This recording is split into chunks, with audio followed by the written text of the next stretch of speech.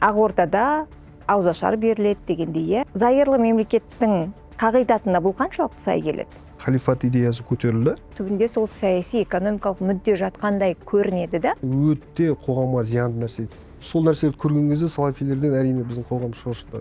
Жоғында мұсылмандықты қабылдадым екен деп, немесе намазға жығылдым екен деп, орамалға келу деген нәрсе ол. Егер дәл сол идеяны жүзеге асыруымыз керек деп жатса, біздің ұлттық қауіпсіздік комитеті олармен күресу керек. Діни топты ұлттық мәселеден жоғары қойып жіберсе, әрине ол кезде проблема болады.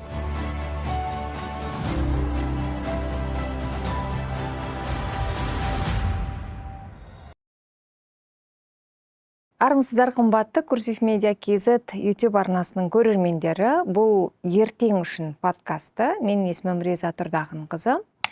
Біз бүгін Қазақстандағы діни ахуал жайлы сөйлесуді жөн көріп отырмыз. Сол үшін біз қонаққа дінтанушы ғалым, Нұр Мүбарак университетінің докторанты Асылтай Тасболат мырзаны шақырдық. Қайырлы күн. Қайырлы күн. Біздің еліміз жалпы зайырлы мемлекет, конституцияда солай жазылған. Зайырлы мемлекетте дін саясатқа араласпауы тиіс.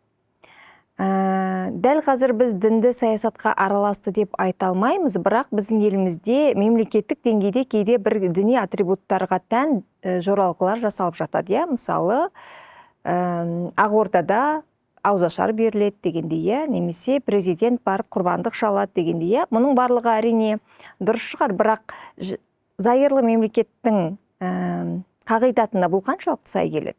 Енді зайырлы құқықтық мемлекеттің ортақ моделі жоқ, соны айтуымыз керек. Бірақ негізгі өлшем зайырлы мемлекет ол жаңағы діни құқыққа негізделген мемлекет емес, теократиялық мемлекет емес.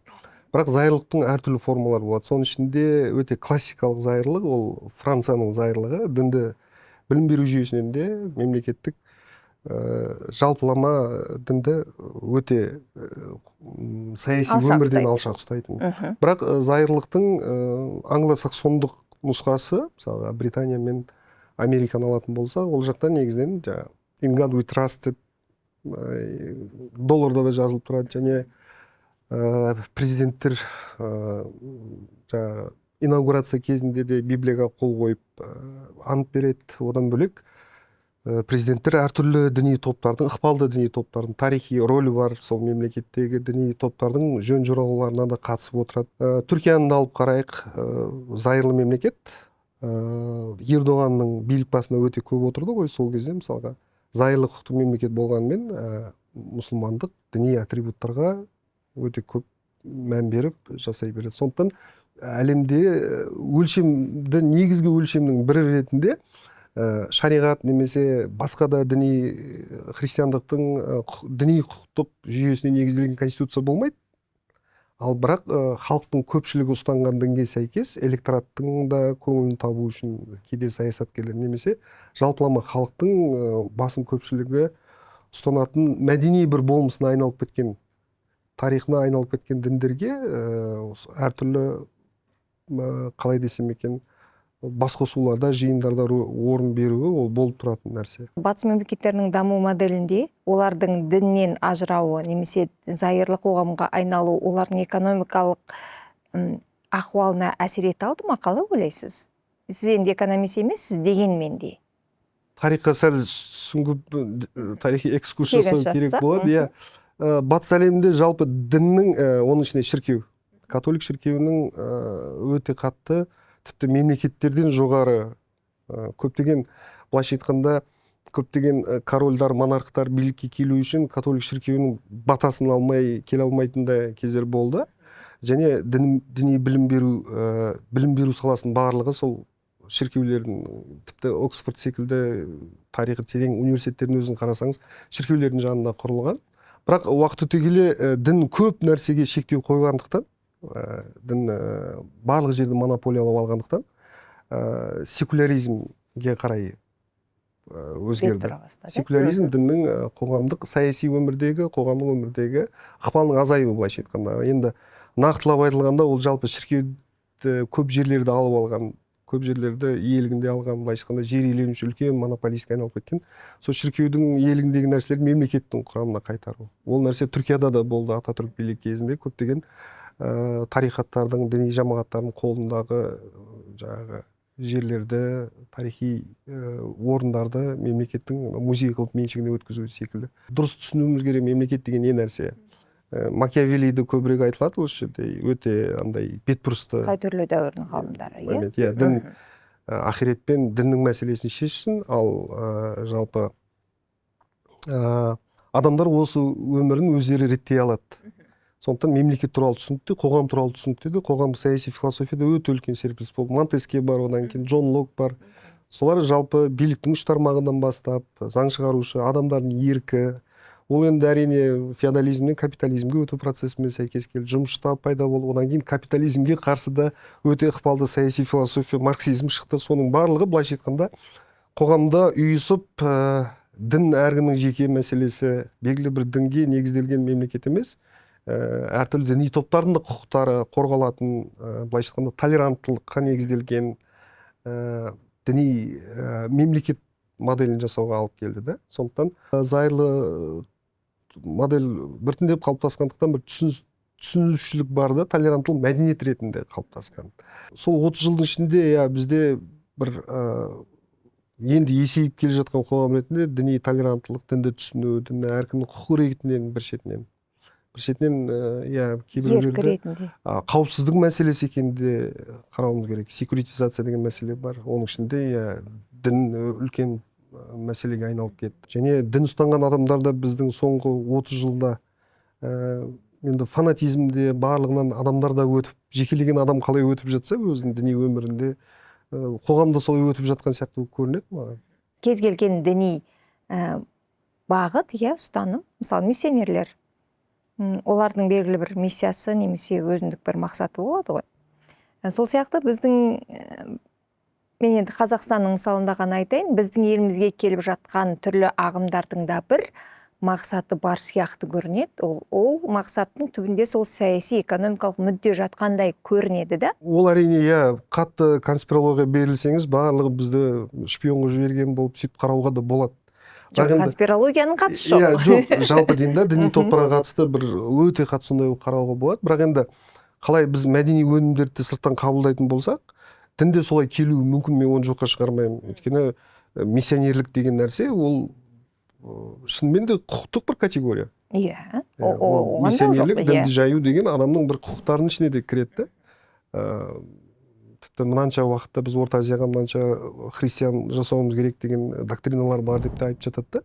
Оны олар ашықта айтады, ашықта жазады, ашықта айтады. Ал және массаны қолданып, демократияны қолданып, діни топтардың билікке келу де процестер болып та жатыр ол.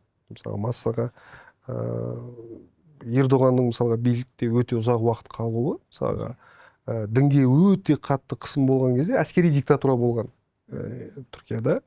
Қатты хиджаб тағатын әйелдер мысалға жұмысқа тұра алмайтын кезінде, мысалға бәріне рұқсат беру арқылы, мысалға қаншама электораттың дауысын жинап алуға болады. Мысалға Айя София өте үлкен, Айя София музейі болған ғой.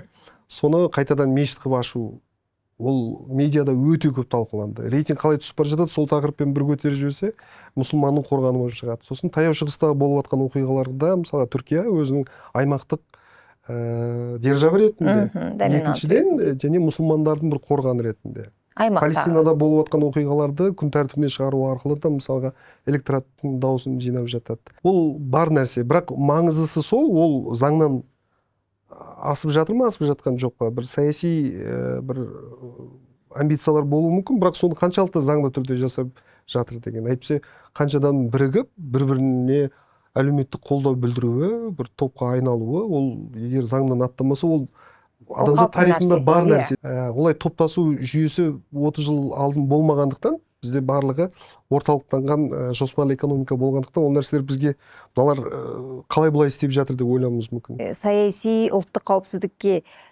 зияны тимесе, онда тұрған ештеңе жоқ деп тұрсыз. Бірақ енді көбейіп алғаннан кейін, так біз шариғат мемлекетін орнатамыз, біздің діни топ барлық нәрсені басқаруда болу керек, тендерді осы біздің жамағаттың жігіттері алу керек деген секілді мәселе кететін болса, енді әрине қауіп. Сондықтан ол діни топтардың да ішінде, мысалға ұлттық, мемлекеттік деген мағынада айтып жатырмын, ұлттық экономика, ұлттық бірегейлік, конституция, патриотизм деген нәрсе жекелеген діни топтан биік тұру керек. Ал ол нәрсені білім беру жүйесі арқылы мемлекет жауапкершілігін алмау керек. Мемлекеттің жауапкершілігінде болу керек та. Тұтас идентиканы, патриотизмді бір тілге, ұлтты біріктіру. Ал діни немесе футболдың фанаты болып, Ливерпульдің фанаты болумен бір діни топтың ортасында қауымдастықтың мүддесі үшін жүру секілді болып деңгейде тұру керек та. Ал діни топты ұлттық мәселеден жоғары қойып жіберсе, әрине ол кезде проблема болады. Қазір мысалға Пәкістанда болсын, Саудияда болсын, басқа да ислам елдерінде болсын, мысалға қатып қалған фундаменталистік, консервативті исламды насихаттайтын оқу орындары өте үлкен әлемдік желіге айналып кетті мысалға. Содан зайырлы мемлекеттік модельден бастап бүкіл киесінен айырылған бұндай мемлекетті тағут, яғни кәпірлердің елі деп айту, сол идеология, халифат идеясы көтерілді. Ол сол нәрсе біздің қазақ қоғамына да ол келді деп есептеймін, ол бар нәрсе. Бірақ бұл мына нәрсеге жеткізбеу керек та, мұсылмандардың бәрі сондай деген түсінікке жеткізбеу керек. Мұсылман болдың ба, болды, біз Ауғанстанға айналып кетеміз деген, ол да бір сондай бір қарсы реакциядан сондай нәрсе туындап жатыр да. Ол дінінде ұстанып, зайырлы, құқықтық елде білімінде арттырып, ешкімнен кем емес бизнесінде жасап, тіпті ғылыми жаңалықтар ашып, өте мықты жүрген адамдар бар. Соларға өте не болады да? Қалай десем екен, жала жабу сияқты болады да. Бірақ қазіргі кезде бізді қазақ қоғамы осы дін мәселесімен бірнеше бөлікке бөлініп тұрған секілді. Ханафи бағыты дейміз, сәләфи дейміз. Енді ол былай ғой, діни топқа бөліну, біз қалай десем екен, ислам әлемінде де ол ешқашан барлығы бір мазхабта болмаған, оны түсінуіміз керек. Мазхаб өте көп болған, бірақ ана 9 ғасырда Ахлу сунна уәл жамаға негізі ортодокс ислам қалыптасқан да. Сол кезде 4 мазхаб араларында пікір қайшылығы болады, бірақ осылар былай екі баласа негізгі көше сияқты қып ше, мұсылмандардың бірлігіне және шектен шықпайтын ислам осы деп қалыптасқан. Ол тарихта да солай болған, біркелкі болмайды. Біз 30 жылдың ішінде әртүрлі діни топтар болғандықтан неге бәрі бірдей жүрмейді деп қарауымыз да, біз өте примитивті қарауымыз мүмкін бұл жерден. Қалай әдебиетшілердің бір тобы болмайтын болса, өздері бөлінетін болса, қалай әншілер де әртүрлі жанрларға бөлінетін болса, дінде дүниетаным тұрғысынан ол әртүрліге бөлінуі заңды нәрсе, оны мойындауымыз керек, бар нәрсе, ол бәрі бірдей болмайды. Олай болу заңды, және солай жүреді, және сол топтардың арасында түсіну керек, бізде ортақ отанымыз бар, Қазақстан, және әркімнің діні өзіне. Ал Хизбут Тахрир деген топтың жойылып кетуі, ол енді өте радикалды болды олар. Халифат құру идеясы болды. Ол халифат деген миф, былайша айтқанда. Ислам тарихына қарап тұрсақ та, ешқашан біртұтас халифат, исламдық басқару модель болмаған. Пайғамбар заманында мысалға династияны билік жоқ. Билікті кімге қалдыратын айтпай кеткен. Құранда да нақты мемлекеттің формасы қандай болып тұрады ой жоқ. Бірақ саяси қоғамдық қатынастарға қатысты әділдік, кеңесіп шешімдер, сосын лайық адам басқарсын деген осы 3 түрлі бір негізгі бір қоғамды үйістіратын. Кез келген қоғам ол дін ұстансын, ұстанбасын, даже совет үкіметінің кезінде де қажет болатын негізгі ұғымдарды айтып өткен. Соның аясында өмір сүретін болса, ол кез келген елді мұсылмандық деп қабылдауға болады дейтін модернистер бар. Ал жоқ, ең соңғы халифымыз жаңағы Османлыда болды деп дәл соны қайтып алып келеміз дейтін бір романтизациялайтын топтар да бар. Олар егер дәл сол идеяны жүзеге асыруымыз керек деп жатса, біздің ұлттық қауіпсіздік комитеті олармен күресу керек.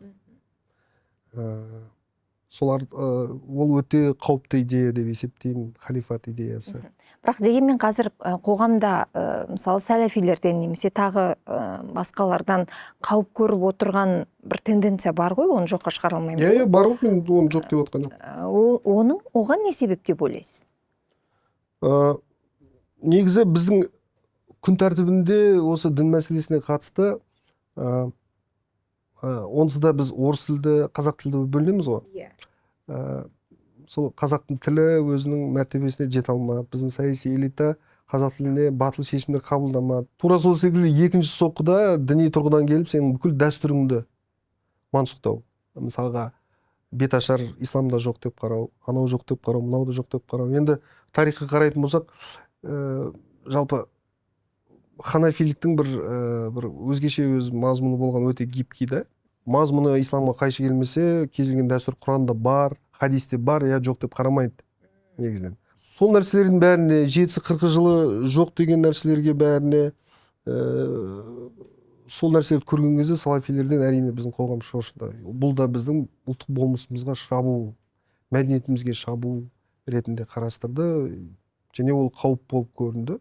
Сіз өзіңіз қазір докторлық диссертацияңызды осы ислам дінінің әлде Құранның, әлде шариғаттың жаңа қалай айтсақ екен, кеңірек талқылануын, е? Ислам модернизмі. Ислам модернизмін. Ислам модернизмі деген не? Құранды, исламды контекстуалдық тұрғыдан қайта қарау, герменевтикалық тұрғыдан қайта қарау, Құранды қайта оқу методтары дамыды. Соның ішінде мен зерттеп жүрген Фазлур Рахман деген өте мықты зерттеуші бар. Сол ислам және модернити, Құранның басты тақырыптары деген кітаптары бар, өте мықты. Соның ішінде саяси тұрғыдан да сынайды. Ислам әлемінде жаңағы фатализм күшейіп кетті, себебі билік басында отырған ғалымдар билеуші тап ғұламаларға жаңағы патша құдайдың жердегі көлеңкесі, оған қарсы шығуға болмайды, сендердің бастарыңа келіп жатқан кез келген нәубет, бір әртүрлі қиындықтардың барлығы ол құдайдың қалауымен болып отыр, тағдырға жазып қоюмен деген сияқты идеяны қатты сынайды. Сынайды, иә, соны. Ол Құранда негізінен жауапкершілік артады адамға.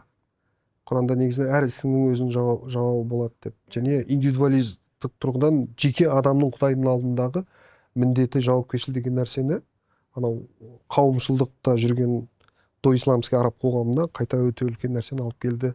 Сосын Құрандағы әлеуметтік экономикалық теңдік және әділдік идеясын бір тұтас қарай алмады дейді тарихта.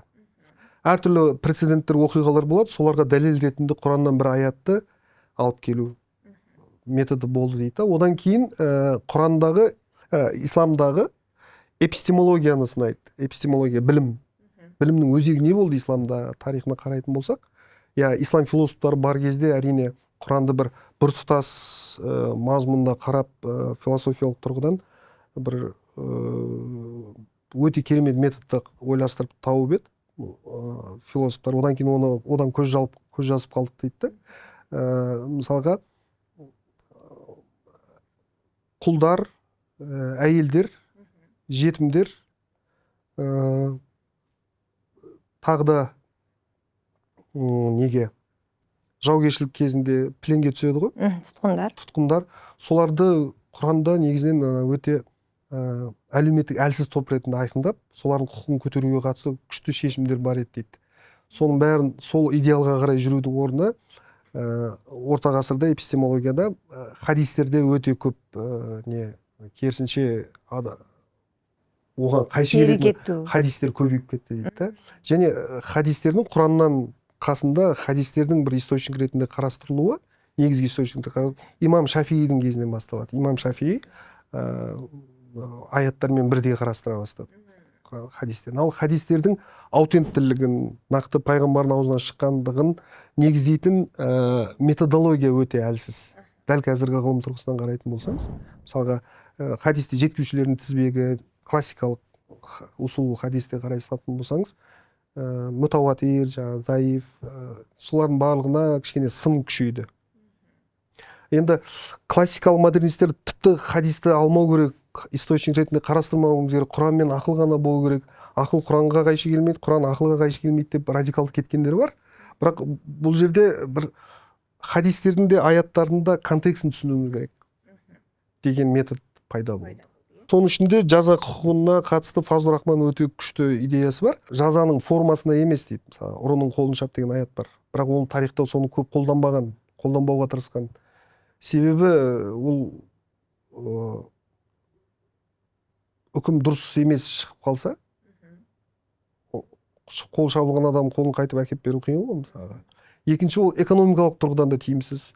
Адамдардың бәрі қолын шаба беретін, бізде кім жұмыс істейді? Капитализмге ондай адамдар керек емес. Мына контекст түсіну керек дейді да, араб қоғамы, исламға дейінгі араб қоғамы және ислам келген кезде де аграрлық қоғам. Ол жерде отырықшылық жартылай көшпелі ғой. Түрме жоқ, институт ретінде түрме жоқ. Біреуді жазалап әкеп түрмеге отырғызып қоя алмайсың. Біздегі барымта деген нәрсе күшейіп кетіп еді ғой қазақтарда да. Тура сол сияқты барымтамен өмір сүретін қоғам. Ұрлық деген өте үлкен, керуен тонау, ұрлық деген нәрсе өте қоғамға зиянды нәрсе. Өте жестко жазадан басқа нәрсе құтқарамайды ана. Сондай негіздерін түсіну керек дейді да, ал орта ғасырда ғұлама институты осыны түсінді дейді. Бірақ кейбір радикалды топтар оны түсінбейді. Сөйтіп айтады, Құранда жазылып тұр, орындау керек дейді буквально. Ол жердегі ұрының қолын шабу дегенде шариғаттың мақсатын түсіну керек дейді да. Ол ұрлықты тоқтату, қолды шабу мақсат емес, ұрлықты тоқтату. Сондықтан ұрлықты тоқтататын жаңа механизм туатын болса, біз мазмұннан алшақтап тұрған жоқпыз. Біз формадан ғана кетіп тұрмыз да. Вот осындай контекстуалды тұтас оқитын метод қалыптаспаған ғой. Құранда. Иә, мысалға бір шайқастан келе жатқан кезде сахабалар өз арасында мен мынанша өлтірдім, мен мынандай ерлік жасадым, мен мынаны үйттім деп жатқан кезде Құранда тіке сол жерде аят түсті дейді да, пайғамбарға. Сендер қылышты сендер сермемедіңдер, Құдай серметті. Сендер ондай жасаған жоқсыңдар, Құдайдың қалауымен болып бәрі деп айтып еді дейді. Сол жердегі контекст негізі моральдық контекст. Ол жерде дандайсымаңдар, тағдырға қатысты қылып алғанда орта ғасырда. Сөйтіп ана контекст жойылып кетті дейді да, түсіп тұрған контекст. Сөйтті да адамда ерік жоқ, бәрі Құдайдың қалауымен болады деген тіпті бөлек басқа мазмұнда тәпсірленіп кетті дейді. Сондықтан әр аятта, оның ішіндегі үкімдік аяттар көп емес Құранында. Әр аятта не үшін түсіп тұрғанын түсіну керек, контекст оқу керек. Оны орта ғасырда бар метод, әсбабы нұзул дейді, әр аяттардың түсу себептері дейді. Бірақ сол жерден Құрандағы негізгі дүниетанымдық қандай бағыт бар ғой, философиясын алып шығу керек еді дейді. Тұтас алғанда Құранның мындай негізгі тақырыптарын анықтайтын болсақ, жаңа әділдік идеясы бар ғой, соған қарай алып келіп жатыр ғой. Екіншісі Ниса сүресі 34-ші аят бар. Әр-риджалу қауамуна аля ниса деп басталады. Сол еркектер әйелдерге үстемдік етуші. Бірақ осы үстемдік етуші деп аударған бізде попечительство деген қалай болады? Қамқоршылық көрсетуші. Қорғаншылық немесе. Қорғаншылық, иә, солай деп көрсетті. Сол аяттың соңғы жағында өйткені ерлер әйелдерге ішіп жеумен қамтамасыз етеді деп тұр да. Сол аятта Фазыл Рахман айтады, біз герменевтика тұрғысынан қарайтын болсақ, контексті оқитын болсақ, бұл жерде әйелдер қисық қабырғадан жаратылды, бірінші адамды жаратты деп онтологиялық тұрғыдан айтып тұрған жоқ дейді. Ол негізі аят емес, ол бір хадистерден кірген негізі. Құранда ер мен әйелді бір нафсал уахида, бір материалдан жаратты деген аят бар да. Онтологиялық тұрғыдан еркек пен әйел тең болып тұр ма? Ал мына жердегі социологиялық шарт. Ішіп жеммен еркек қамтамасыз етіп тұр дейді. Бірақ заман өзгеріп жатыр. Әйелдердің білім алу мүмкіншіліктері туды. Европаның өзіне берде туды мысалға. Сол капитализмге жұмыс істейтін әйелдер керек болды. Бірақ аз ақша төлеп, еркектерге бәрі көп төлеп жүріп еді. Содан кейін барып әйелдер көшеге шықты мысалға феминизмде. Ең алғашқы құбылыс ретінде қалыптасу. Тура сол секілді мына жерде көруіміз керек дейді, еркектерде, әйелдерде жұмыс істеп бір-бірінде отбасы моделін эгалитарлық, яғни теңдік тұрғысынан қайта қарауына мүмкіншілік бар бұл жерде дейді.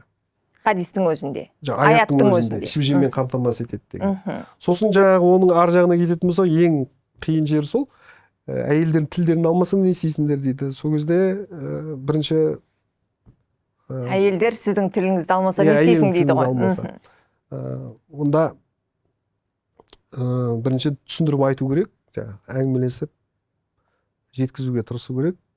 Болмаса жалғыз қалдырып кету керек. Оған да көнбесе ұрыңдар деген аят бар.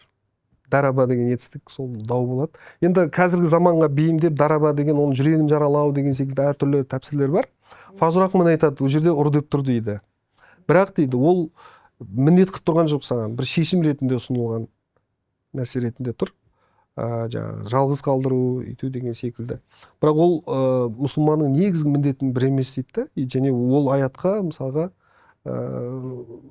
амал етпеуге де болады да. Ол аятқа сүйенбеуге де болады. Сосын даже пайғамбар заманының өзінде кейбір аяттардың орнын алмастырған. Оны түсінуіміз керек. Насих, мансух деген ұғым бар. Оны көп адам білмейді. Енді зерттеуші мамандар біледі ғой әрине. Бір аят келген кезде екінші аят. Ол жерде қоғамдық әлеуметтік даму бір эволюциясы бар дейді да Фазыл Рахман. Әділдікке қарай ұмтылып жатқанша. Тура сол секілді мысалға пайғамбар заманында кейбір аяттар несін жоққа шығарып отыр ма? Біз контексті түсінуіміз керек. Араб қоғамында олардың ғұрфымен, мәдениетімен байланысты болып келген кейбір нәрселер бізге маңызды болмауы да мүмкін деген идеяны айтқан. Әрине бұл өте радикалды мәлімдеме деп қабылдайтын адамдар да бар. Бірақ ол тарихта да солай болып келген. Тарихта да солай. Ғұламалар мысалы көптеген аяттар дәл қазір болған Омардың кезінде көп нәрсе өзгерген мысалы. Қазіргі, кешірім өтінемін, қазіргі осы ислам фанатизміне қарсы топтың да, қоғамның да айтатын сол ғой. Ол мысалы нешінші ғасырда пайда болған дін, одан бері қоғамдық формация қаншама өзгерді, адамдардың санасы қаншама өзгерді.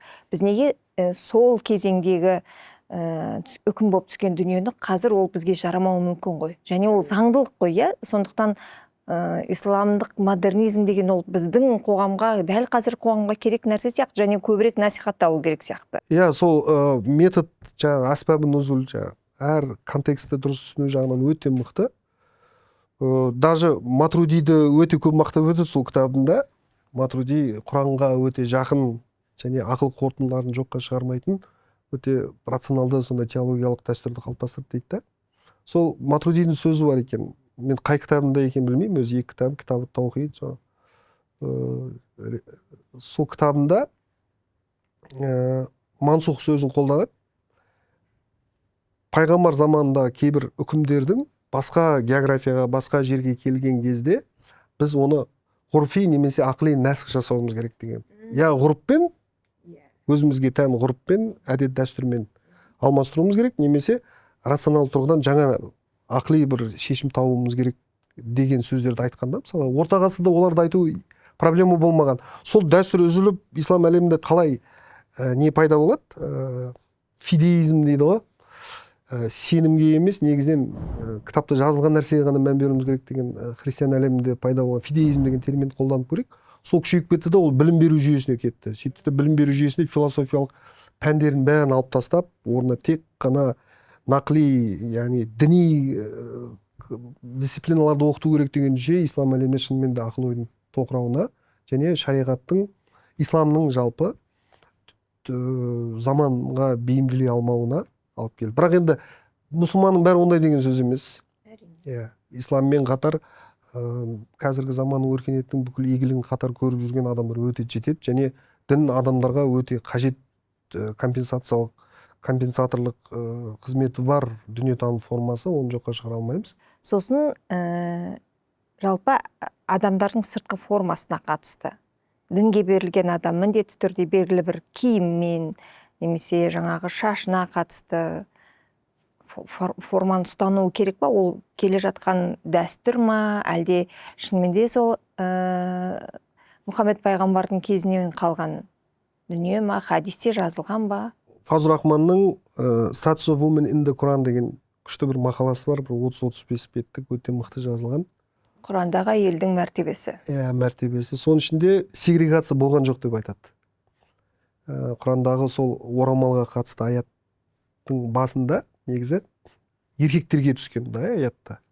Сосын барып әйелдерге аятта. Сол аятта қай аят екенін ұмытып қалдым да.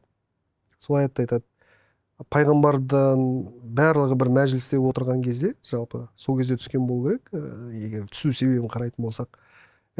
Мүмін еркектер, сендер көздеріңе абай болыңдар, жаңағы ар ұяттан аттамаңдар, жаңағы гедонистік көзбен қарай бермеңдер деген сөз ғой. Еркектерге сондай жауапкершілік артып отыр. Әйелдерге айтады, негізі әйелдер өте ашық шашық және омырауына баланы емізіп ашық отыра беретін болған дейді да. Сол қоғамда. Иә, сол қоғамда. Ей, мүмін әйелдер, сендер де көздеріңе қараңдар және жаңағы нені орамалдарыңды жаңағы кеуделеріңе дейін жабыңдар деп көрген.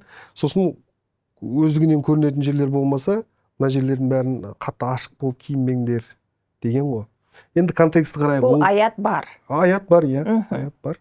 Контексті қарайық, ол қоғам, яғни егер аят түспесе де егер дейді да, егер еркектер бөлек, әйелдер бөлек отыратын болса дейді. Ол кезде қажеттігі жоқ қой саған, көзіңе абай бол, анаған абай бол деп айтуға. Сол сегрегация деген нәрсе жоқ дейді. Қазіргі балалар бөлек білім алу керек, қыздар бөлек деген идеяны көтеріп жүреді ғой көбінесе.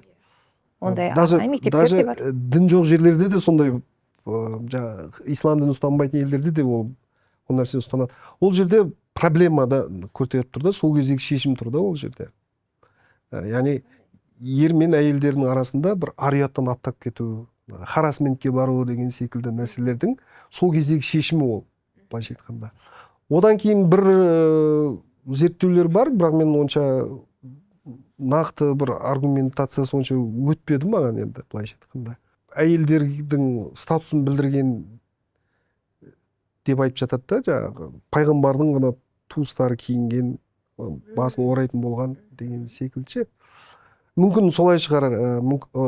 Біреулер айтады, сол күңдер, құлдар ашық жүретін болғанда, орамалсыз, солардан айыру үшін мүмін әйелдер киетін болған деген сияқты нелер бар. Бірақ жалпы қалай болғанда да түбін алып қарайтын болсақ, сол ар ұяттан аттамау, харасментке жеткізбеу деген секілді мәселелер түбінде тұрған сияқты. Ал енді қазір мәдениетті заң, закон бар қоғамда, енді қалай этикет деген нәрсе бар, әйел адамның әр ортаға сай киіну деген нәрселер бар. Ер адамның да. Ер адамның да, иә, бізде шортимен кіріп келмейсің ғой ондай жерге мысалға. Тура сол нәрседе контекстте қарай беруге болатын зат. Ол да бір сол қоғамдағы бір шешім. Жоқ, енді мұсылмандықты қабылдадым екен деп, немесе намазға жығылдым екен деп, орамалға келу деген нәрсе, ол қаншалықты ол исламмен тығыз байланысты дүние? Мұсылмандықпен жалпы. Енді қалай дегенде де Құранда тұр ғой, енді ол үкім ретінде, аят ретінде тұр ғой. Сондықтан оны дұрыс солай ұстану керек деп айтатын адамдар бар. Немесе оған мен әлі дайын емеспін дейтін адамдар бар. Немесе ол маңызды емес деп те қарайтын адамдар да бар. Өйткені иман жүректе дейміз ғой біз қазақ. Солай деп айтамыз. Қазақта жаңағы ашық жүрген деп айтамыз. Рулық қатынаспен тұрған ғой, бір рудың адамдары тұрғандықтан ағалары ол жердегі кезілген жаңағы қыз бір рулық тұрғыдан жеті атадан қыз алмайтын шешім болғандықтан оған ешқандай бір жаңағы қажеттілік болмаған деп айтып жатады. Мүмкін қазақтарда сондай бір шешім тапқан шығар орта ғасырда, былай қарап тұрсаңыз, олай онда қарастыруға болады мысалға. Сол секілді бір қазіргі эстетикаға сәйкес келмейді деп біреулер қарауы мүмкін орамалға, олар өздерінің көзқарасымен қарауы мүмкін. Бұл жерде сондай пікір қайшылығы бар болатын нәрсе. Оған мен тұрып қазір мынау дұрыс емес деп айта алмайсыз. Жоқ, сіз бар нәрсені ғана айтасыз ғой. Құранда қалай бар солай. Ал ер адамдардың киіміне қатысты, немесе жаңағы сақал қою дегендей, балағын кесу дегендей. Ол енді сол орта ғасырдағы бір әдетті, мысалға, қазір мысалға Саудияда ұзын көйлек сияқты киеді ғой, енді соны сол мұсылманшылықты ұстанып отқан сол пайғамбар заманында тура солай киінген деп киіп алу тиімсіз деп есептеймін мен, ол қажеттілік жоқ деп ойлаймын. Жоқ, ал Құранда ер адамдардың сыртқы формасына қатысты регламенттелмеген.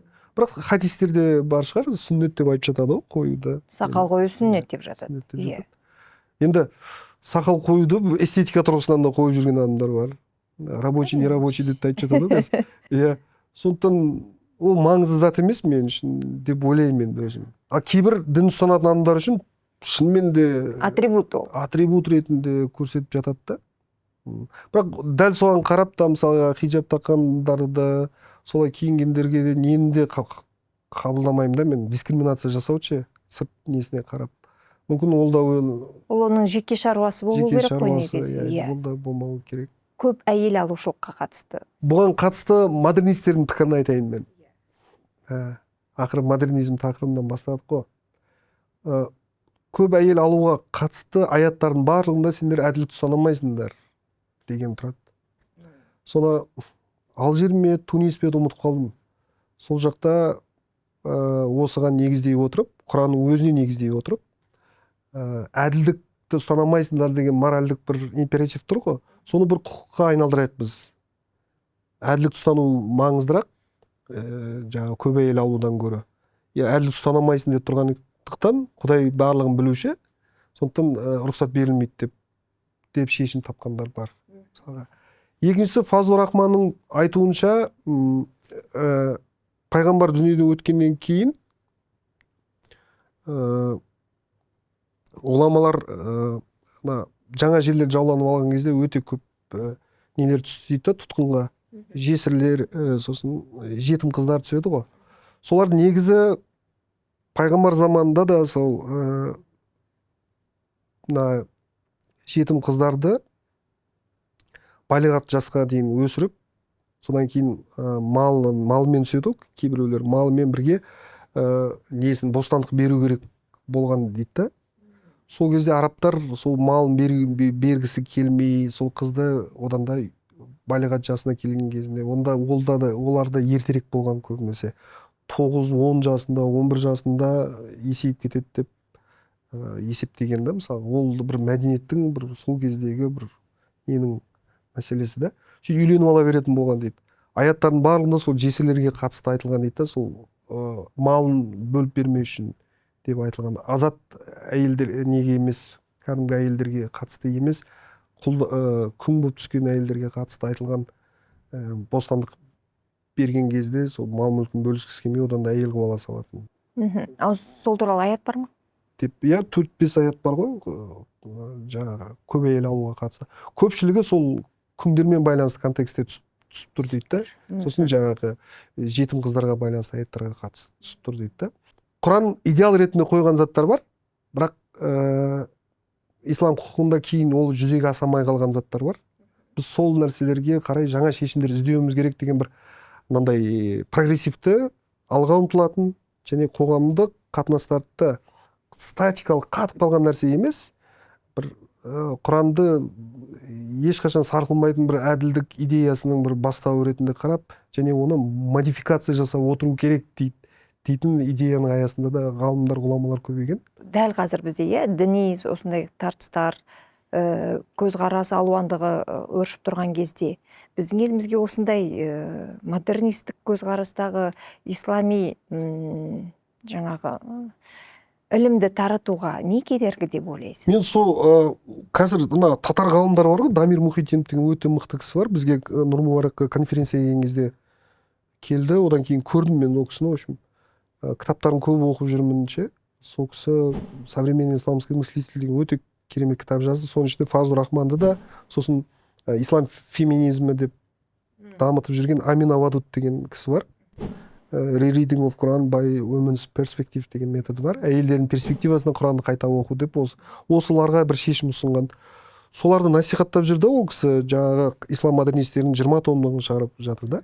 Ислах ва таждид деген сериямен. Бізде сол нәрсе жоқ, сол нәрсені жасау керек шығар деп ойлаймын. Қазір мамандар шығады деп ойлаймын, болашақта осыны қызығатын адамдар шығады деп. Бір проблемасы бар, ол академиялық ортамен шектеліп қалып жатыр да. Жалпы халыққа, мұсылмандарға діни жамаға, діни лидерлер өте қатты ықпалы бар. Оның ішінде консерватизм өте қатты ықпалы бар да. Мысалға бір тарихаттың шейхі, мысалы Түркияда да YouTube-та просмотр миллионнан асып кетеді. Мысалы сол ақиқатты айтып жатқан тұрады. Ал өте мықты зерттеу жүргізген ғалымдардың еңбектері мысалы көп оқылмайды. Ал бұл мәселеге біздің діни ұйым, діни басқарма тарапынан қызығушылық білмедім оны, бірақ болмады, діни басқарма сіздердің тараптарыңызға ұсыныс түскен жоқ олардан? Жоқ, олай болған жоқ. Ол жақта да білетін мамандар бар шығар. Бірақ ол жақта негізінен жаңағы біздің дәстүрлі қазақ орта азиялық мұсылмандық мәдениетті білім беру жүйесін қайтадан жаңғыртып сол дәстүрлі ислам аясында ғой. Бұл идеяларды білмедім, енді мамандары шығып, бұл ағылшынша оқитын, арабша оқитын мамандар көп қой бізде. Бәлкім деймін да. Бәлкім туындайтын шығар деп ойлаймын. Өйткені мысалы ханафиміз, салафиміз немесе жаңағы сопымыз, басқамыз деп бөлініп отырғаннан гөрі Құранды, менің пікірімше, Құранды модификацияласақ, соны өйткені бізде әу баста қазақтың өзінің мұсылмандығы ол біздің дәстүрімізге, жаңағы көзқарасымызға, білмеймін, тәңіршілдіктің кейбір элементтеріне ұқсас болды ғой. Ұқсас болды ғой, сол заманда мен үйлесім таба алды ғой. Біздің дала заңдары, яса заңы мен шариғаттың үйлесім табуы қызықты. Кейін бірақ енді жеті жарғын кезінде көбінесе шариғатқа көбірек беріліп дегенмен де бұрылған жоқ. Ол түсінуіміз керек, біздің дәстүрімізде ол патриархалды болуы мүмкін кейбір тұсынан, қазақтың дәстүрі. Бәлкім, оның шариғатпен үйлесім тапқан, дәл қазірде шариғатпен, исламның негізгі несімен үйлестіріп, жаңа нәрселер, жаңа шешімдер табуға болады, оқуға болады бәрін. Сосын жаңағы салафит, сопы, не деп айтып жатсыз ғой, ол бөлінушілік болады жалпы, ол әртүрлі болады. Одан қашып құтыла алмайсыз дейсіз ғой. Бұл бір барлығы оны қабылдап кетеміз, бір балама көзқарас ретінде болу керек шығар қоғамда. Мүмкін аударылу керек шығар. Біз қалай шетел музыкасын тыңдап жүрміз, киноларын көріп жатырмыз, әдеби шығармаларды оқимыз, сол сияқты философияда да, діни ойда да, діни ақыл ойда да осындай басқаша көзқарастарды оқу керек шығар. Сондықтан да діни тұтастыққа ұмтылудың қажеті жоқ дейсіз ғой. Толеранттылыққа ұмтылу керек. Көп рахмет. Қымбатты көрермен қауым, біз бүгін жалпы қазіргі Қазақстандағы діни мәселелерді діни теорияның тұрғысынан талқылауға тырысып көрдік. Дінтанушы Асылтай мырзамен. Асылтай мырза, келгеніңізге көп рахмет. Қымбатты көрермен, ел бүгіншіл, біздікі ертең үшін деп Ахмет Байтұрсынов айтпақшы. Біздің де мақсатымыз ертеңгі ұрпаққа бір ой салу, бүгінгімен шектеліп қалмау, осындай да бағыт бар екенін көпке айту және дамытуға болатын тұстар бар екен ғой деген нәрсені, сол идеяны жеткізу. Сондықтан бізді көріңіздер, пікір жазыңыздар және біздің арнамызға жазылыңыздар. Эфирде кездескенше.